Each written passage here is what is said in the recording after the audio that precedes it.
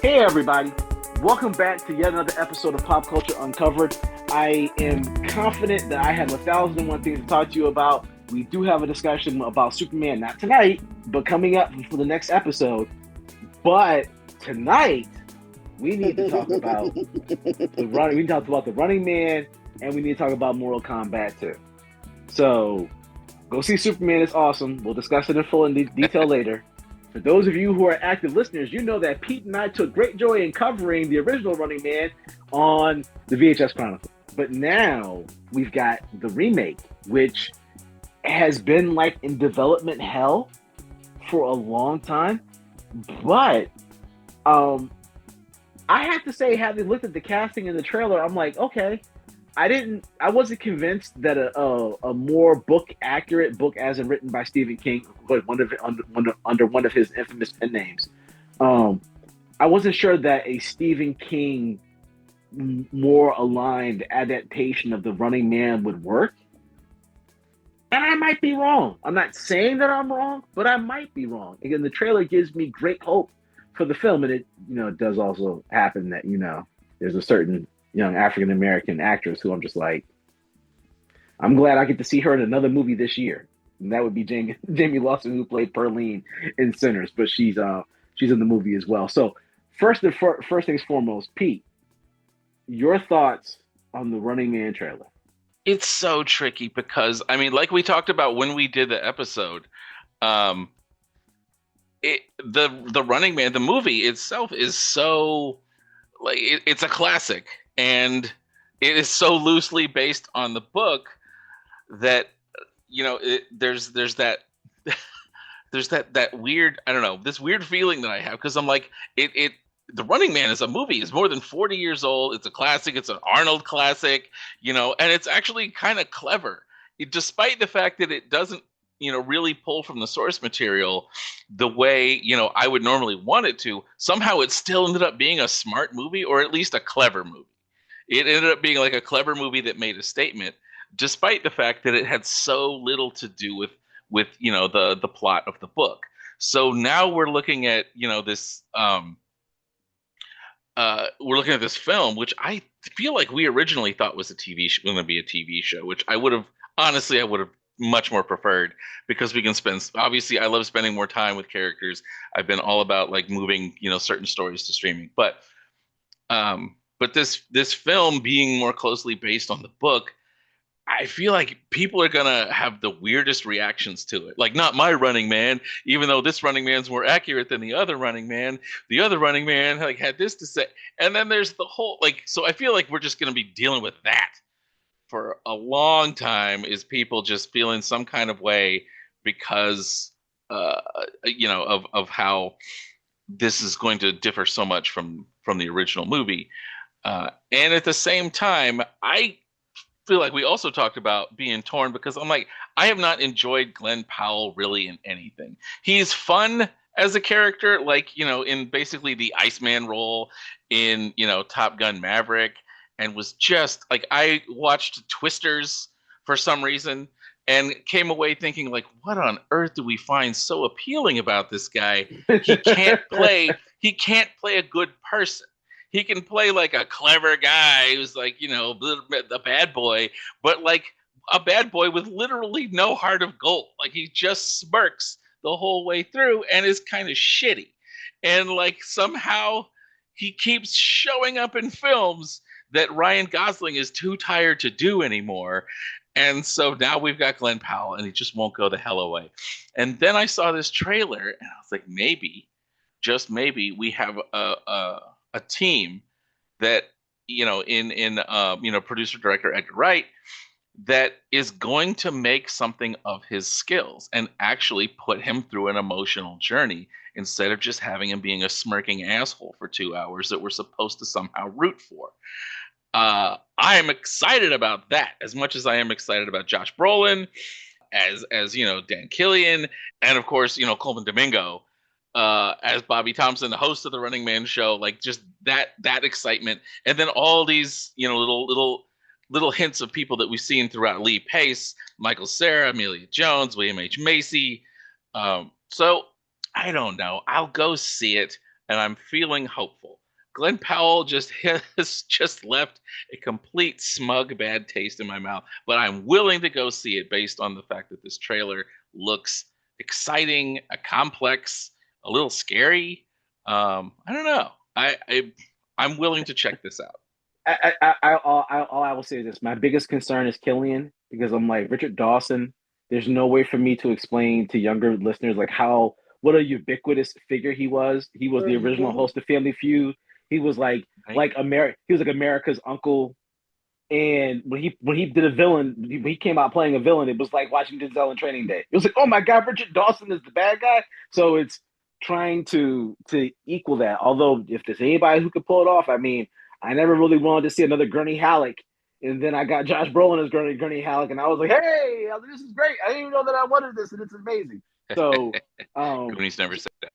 yeah, oh god, it's so funny when I watch Goonies and I see him. I'm just like, I can't believe Right? it's all the same. I can't believe it's all the same person. But Belle, what were your thoughts on The Running Man? I will be perfectly blunt. When I first heard about this, as a fan of the book and as a fan of the original movie, even though, as Pete said, the movie is very, very loosely based on the book, I was like, I'm good because Glenn Powell doesn't do anything for me. The last time I enjoyed a performance of his was on Jack and Bobby, which only my CW girlies and guys and them days and everything in between are going to remember. That's the last time I truly enjoyed anything that he was in. So I'm like, okay, sure. And then I saw the trailer, and then I saw Coleman Domingo, and then I saw Jamie Lawson and David Zayas.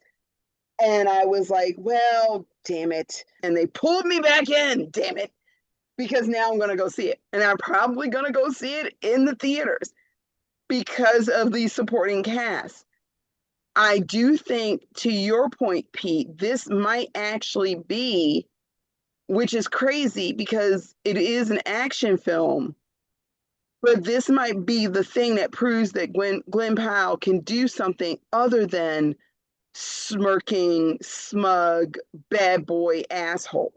Right. And because, like I said, Boring. Bad yeah, boy. it's so boring. When he was on Jack and Bobby, there was so much new, and he was young.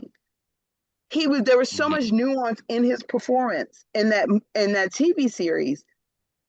And so not to have that in anything I've seen him in since, I'm like, oh, okay.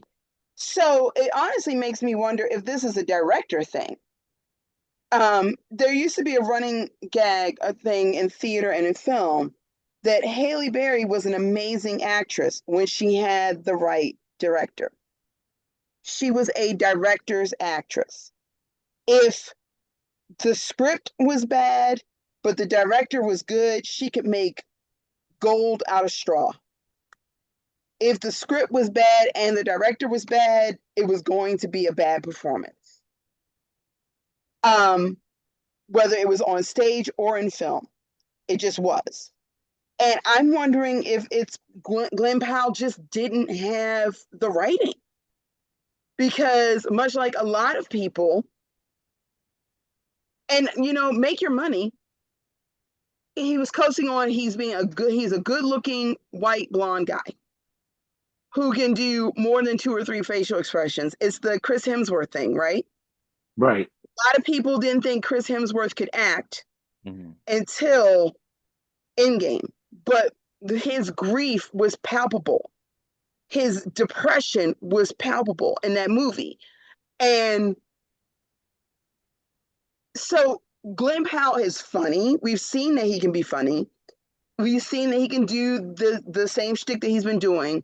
But to see him be a family man who's just desperate to save his family, I am 100% here for that. And the fact that Jamie Lawson is his wife and we're getting that dynamic.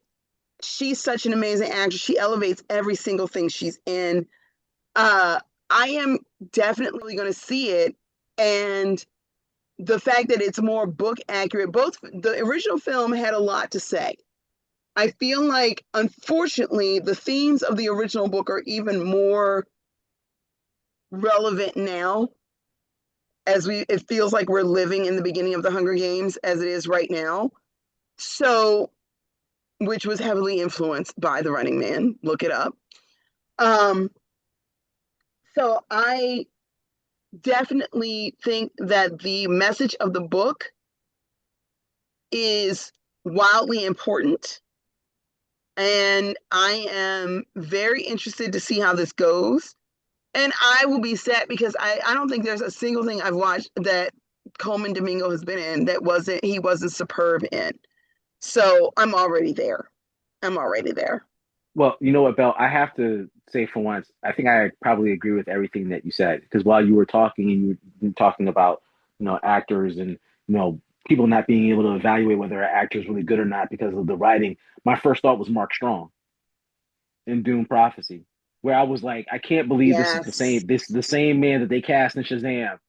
And they have that level of Yep. talent, and you had not a clue what to do with it. And you put him on a television show, and it's like well, why'd you have to kill him? He was damn near the most interesting person in the damn show. Yeah. Um, Give follow, somebody something to do. right. Surprise. As a quick aside note, for anybody who's a Mark Strong fan, you can take joy in the fact that he has been tapped to play one of the central figures in the first live action adaptation of William Gibson's Neomancer, which is the book that started off the cyberpunk genre altogether. So I was very glad to see that after he got that opportunity in Doom Prophecy, somebody else was like, I think if I write something really good and give it to him, he might be able to make like a good movie out of it. So, but so that's the Running Man. I will tell you guys, I'm hopeful. I do think, Pete and I have said this, have said this before. I really do think that the themes of the Running Man are, they've always been relevant, but unfortunately, like, feels like we're living in a dystopian future already. And it's funny because I feel like the Running Man predicted America's obsession with reality TV decades before it was even anything that was really viable yet. Uh, but it's going to be a high wire act, right? Because it's like we've seen stuff like this, burn up before. My example would be the Joel Kinnaman RoboCop remake, where you look at the original and you're like the Right. politics and the themes and the writing and all of it together. You're just like, wow. You can feel however you want to feel about the rest of the series. You cannot tell me that RoboCop is not a damn near perfect movie. It's just now the RoboCop sequel. I was like, it's got Samuel L. Jackson in it, and I got nothing else to say. So it could go either way. But I think we'll all be looking forward to finding out whether they land the plane successfully or whether they crash and burn. And I can just go back to watching my 4K restored version of the original Running Man, and just talk about how everybody doesn't, all the young kids don't understand. So that's one movie down. There's this little film called Mortal Kombat 2. Okay. Now, the first thing I will say is I don't know how good this movie is going to be, but I can tell you that without a doubt, it will be the best sequel to a Mortal Kombat movie ever. I say that because I represent the 1.2% of American citizens who spent money to see Mortal Kombat Annihilation in a movie theater. And let me tell you, there's nothing like being a young broke college student and watching your money literally go up in flames in front of you to be like, oh crap. But I am hopeful that this movie is going to be awesome. I'm curious about the choice of since they're jumping further into the Mortal Kombat storyline. Like we just had, well, we didn't really have Liu Kang as the Chosen because that's how it works in Mortal Kombat. We had Scorpion's descendant as the champion in the first movie, and now we've got Johnny Cage, which I mean, I guess is we're kind of like adapting it to like Mortal Kombat 11, where Johnny Cage comes from like an ancient risk and ancient group of great warriors who fought for Earthrealm, and we don't see him using powers in the trailer, but it was one of the things that that was one of the central hooks of why Johnny Cage became a champion in Mortal Kombat. So Mhm. I would have preferred to have gotten Carl Urban in Dread 2 because I think Dread is one of my best movies in the 21st century. No, I am not bullshitting. But if I couldn't get him as Dread, and apparently I'm never going to see him as Dr. McCoy ever again, then I'm willing to settle for him being Johnny Cage. My only question to you guys to kick things off is that I love Carl Urban, but there was no younger actor. Like you're gonna want to make another movie with Johnny Cage in it, and Carl Urban has got to be in his 50s. So Yeah, right. like it seems like you could have. It's just like Nathan Fillion in Superman. It seems like there was a younger actor who should have gotten that opportunity, Hmm. and it would have been better for the franchise overall if they had. But they didn't, and we're all kind of just like, I don't get it. But Pete, your But thoughts? I mean, he is also the same age as Idris Elba. True. He's also, I think right around this age. Yeah, Jason Statham's almost 60. So, Oh shit. Okay, you no, know, those are good. Those are good points, Pete. Those are good right? points. Like, and they're never gonna stop making action movies. Like, we have reached the new Schwarzenegger era. Like The Rock, Jason Statham, Idris Elba, they're all 53 or above. And so Wow. Carl Urban, I mean, this trailer's it's so weird to me. I'm always at a loss for words when trying to talk about like a movie adaptation of a video game, especially Mortal Kombat 2. Mortal Kombat, the original movie that came out in what, 95. It was so terrible, but it was so great because it was like all we needed. It was just like, this is what you get. It's 95. And then the sequel proved that you can actually make a really awful video game movie for like with no effort. And so every time, we come back to the table for Mortal Kombat, I'm always like, honestly, the story in the video games is all we need, and we get enough of those all the time. And then the first Mortal Kombat film came out, and I was like, well, this isn't bad. Like it held its own. It wasn't, cheesy to me. It wasn't corny, disappointing. It was just there, and it was kind of fun. I really love Jessica McNamee. I loved her when she was on Sirens, and uh, for the 3 years that show was on. I thought she was amazing, and I'm like, I wish she would show up in more stuff because it's like when you have a fun, actor that is in something good and then they just disappear, or they do shows that you don't like to watch. Then it's like, it's a bummer. And then she showed up in like Mortal Kombat. And I was like, okay, all right. And she's only 37, so she's got, she can keep doing these action movies before her body breaks down completely, like these old dudes. But I don't know. Like seeing Carl Urban show up feels a little bit like, oh, we need a face. Like we gotta, if we're gonna keep these sequels going, we need a face. We gotta kind of pivot and put a Johnny Cage front and center. But his story has been beefed up since back when back in the 90s. Like you're right. We've seen a development of like his family history, his own character, his relationship with Sonya, and so it seemed like a fun fit. And then honestly, to have Carl Urban basically be a like, failed or tired action star, to me, his age is perfect for it because he's playing essentially an exaggerated version of himself. We've had so many seasons of him on The Boys, and the movies that he's done, tend to be iconic, but we just don't get enough Carl Urban to me. And so why not? Why not Carl Urban as Johnny Cage? Have a little fun, and the rest of the cast basically, coming back, expanding out. Having Kitana is always fun. Like it's just fun to see. These are my favorite, characters when I play Mortal Kombat, and now I get to see them in a movie. It's it's it's popcorn, right? It's bubble gum, but it's but sometimes it can be a lot of fun. It can be really good, and then sometimes it can be terrifying and terrible. Belle, I'm sure you have a thought or two. Listen, I loved almost every single thing about it. I will say that it did amuse me deeply that Louis Tan was supposed to be the lead of this movie. And after years of having heard people crap on the young man who was cast as Iron Fist and screaming from the rooftops that Louis Tan was the one who should have been cast as Iron Fist, and this is that and the other. And then he was given a lead, and he was quite literally the least interesting character and the worst acted of the people in the film. I was like, vindication! But that being said, I enjoyed Cole. I just thought he was the weakest link in the film, character and acting wise.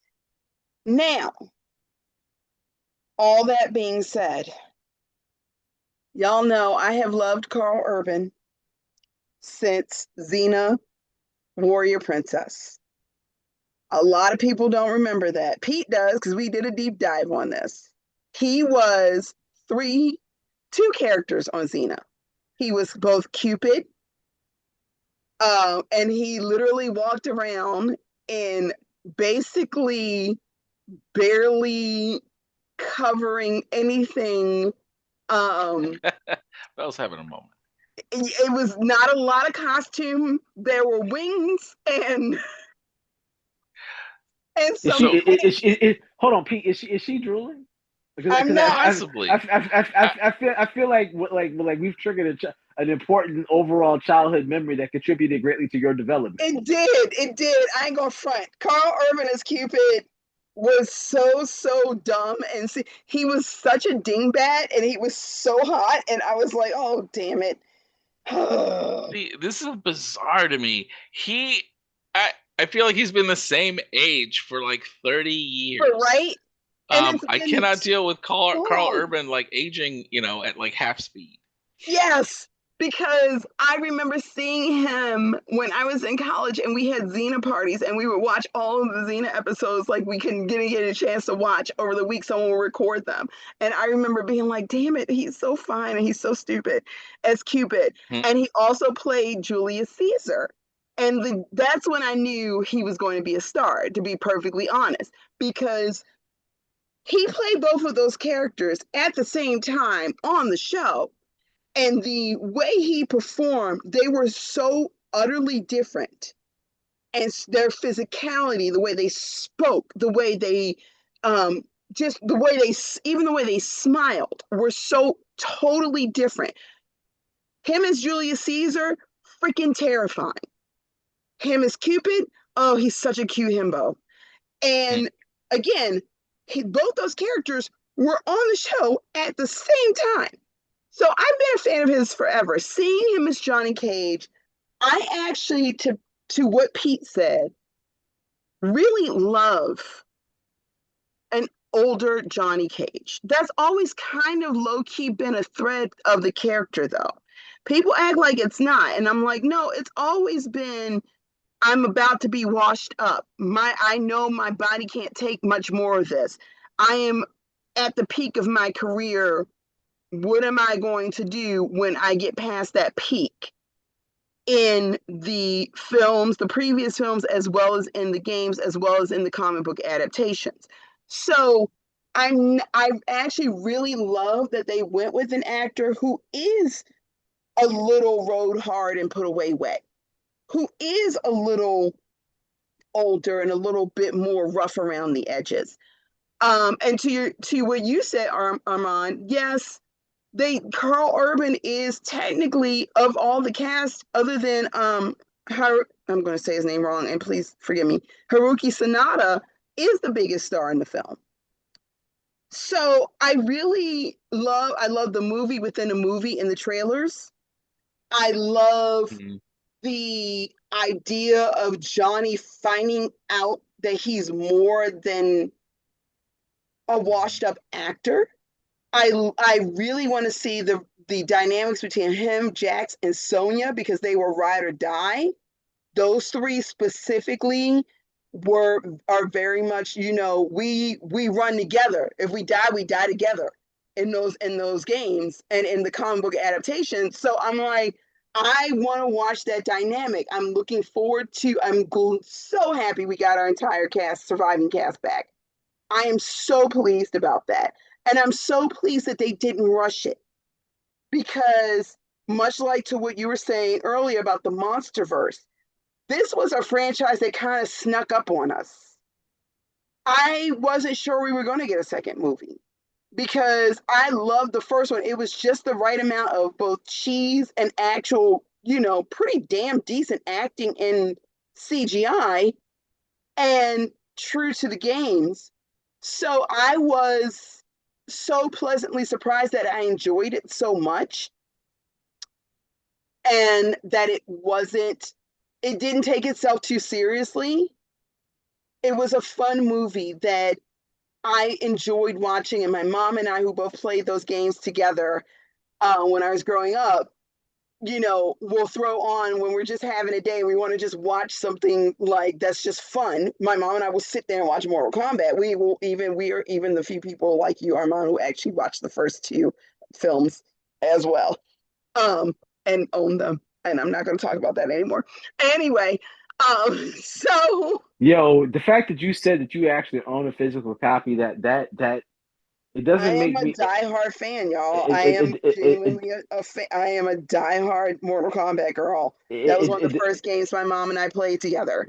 it does not change how my level of affection for you as an adopted sister, but it does make me feel like you're not getting the big piece of chicken at the next family dinner.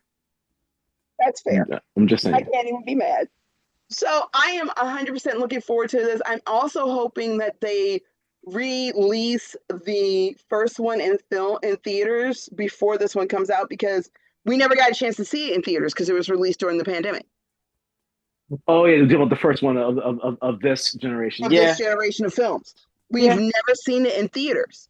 And so I would actually pay money to do a double feature and watch the first one of the new generation in the theaters and then take a break, get food and come back and watch the second one.